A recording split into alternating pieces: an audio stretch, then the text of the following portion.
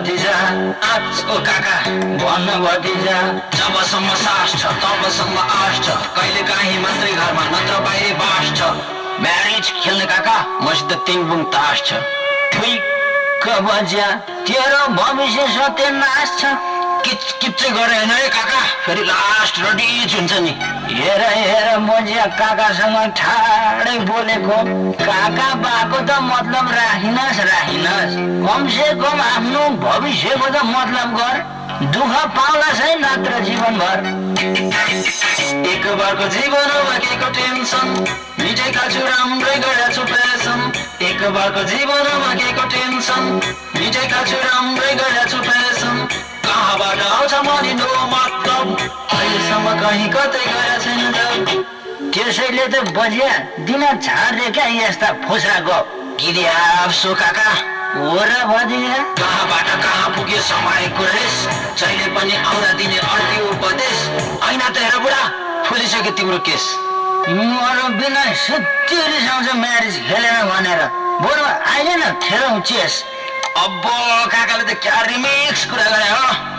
हेर हेर मराको बोली के जमाना आयो आज भोलि दुईतिर कानमा कुण्डल भालेको सुर जस्तो कपाल लाउन मात्रै बाँकी छ है गुन्यौ चोली भन्ने होइन है काका फेरि बन्द गरिदिनु पर्ला नि बोली सोली ओस ओस ओस ओस बाघ बुढो र स्याल तन्नेरी कहिले मिल्छ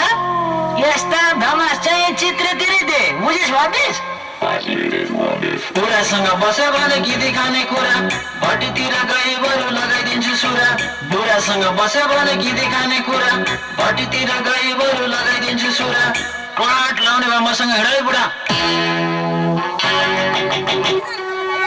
बढ्दा चाहिँ नभए भतिस फेरि खुसाइदिन्छु नि तेरो घोडा सुडा ओ काका तपाईँले भन्न खोजेको चाहिँ के होइन त मुले फुसिलिने भन्न खोजेको के देखाइदिउँ तेरो बाउको बे खोजेको हो काका दिउँ लु त्यो त खोसेर दिन रहेछ जोलाई बसे बढ्दा हुन्छ बच्चा ओ काका भनिदिएको छु है फेरि हात चाहिँ हाल्यो नि म पनि चेत्तेको मान्छे हो चेत्तेको मान्छे कुटाइ खाँदा खाँदा चेत्तेको मान्छे हो बुझ्नुभयो त्यसैले त म भन्छु नि कस्ता कस्ताको हरबार झुसुले किराको दरबार